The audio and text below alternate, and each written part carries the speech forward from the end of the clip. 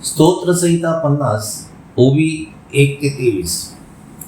जे येशू ख्रिस्ताला मुक्तिदाता व युगानुयुगाचा याजक म्हणून मानतात त्यांना यहोवा देव इस्रायल म्हणून संबोधितो. यहोवा देव न्यायीचा व अन्यायाचा न्याय करेल असे समर्थ देव यहोवा देव बोलला आहे. आणि सूर्याच्या उगवतीपासून त्याच्या मावळतीपर्यंत त्याने पृथ्वीला हाक मारली आहे. यहोवाच्या सौंदर्याची पूर्णता जी सियोन तिच्यातून यहोवा देव प्रकाशला आहे. यहोवा आमचा देव येईल आणि तो उभा राहणार नाही. तो अग्नी असल्यामुळे त्याच्या पुढे अग्नी खात चालत जाईल आणि त्याच्या सभोवती मोठे वादळ असेल. त्याने आपल्या लोकांचा न्याय करावा म्हणून तो वर आकाशाला व पृथ्वीला हाक मारित आहे.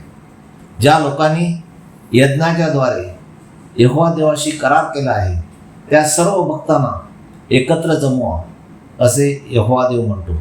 आणि आकाशे यहोवा देवाचे न्यायीपण प्रकट करतात, कारण तो स्वतः न्यायाधीश आहे. यहोवा देव म्हणतो, हे माझ्या लोका ऐक, आणि मी बोलेन हे इस्रायला. नवीन ख्रिस्तीजन म्हणजे जे येशू ख्रिस्ताला मुक्तिदाता व युगानुयुगाचा याजक म्हणून मानतात त्यांना यहोवा देव इस्रायल म्हणून संबोधितो. त्यांना तो म्हणतो, ऐका, म्हणजे मी तुम्हाला साक्ष देईन. मी देव तुमचा देव आहे.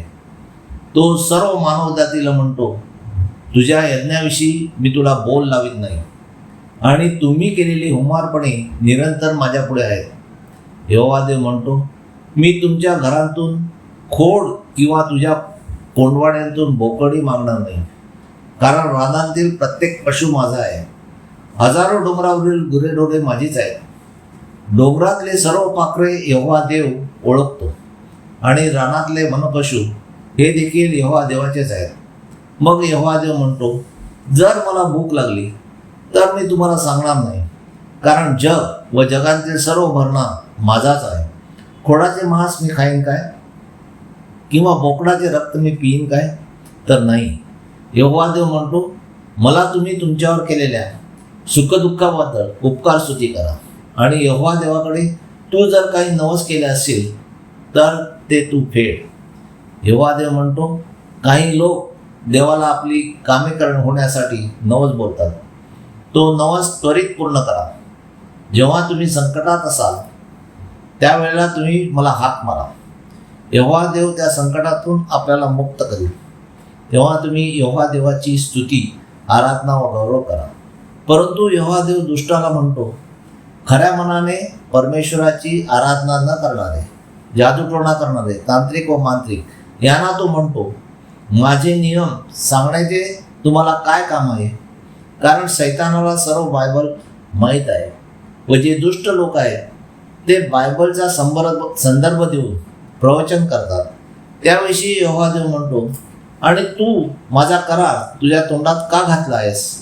कारण तू केलेल्या पापाबद्दल तुला दिलेल्या शिक्षेचा तू द्वेष करतोस आणि माझी वचने मात्र स्वतःच्या पाठीमागे टाकतोस.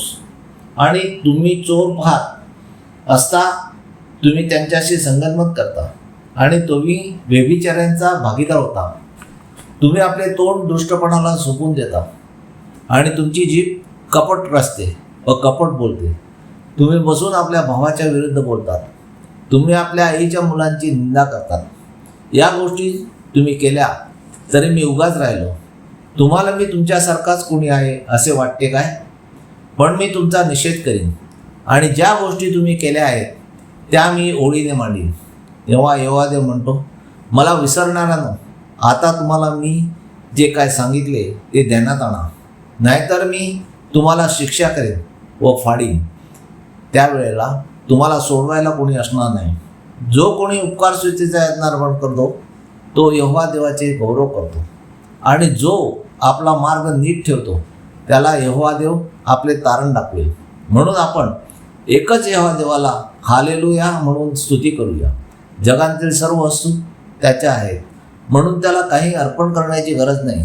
परंतु त्याने आपणावर केलेल्या अनेक सुखदुःखाबद्दल यहोवा देवाचे आभार व उपकार स्तुती करूया. म्हणजे संकटात आपले गाऱ्हाणे तो ऐकेल. हालेलुया, आमेन. यहोवा देवाचा सेवक Anthony John Pereira builder. Hallelujah. Praise God.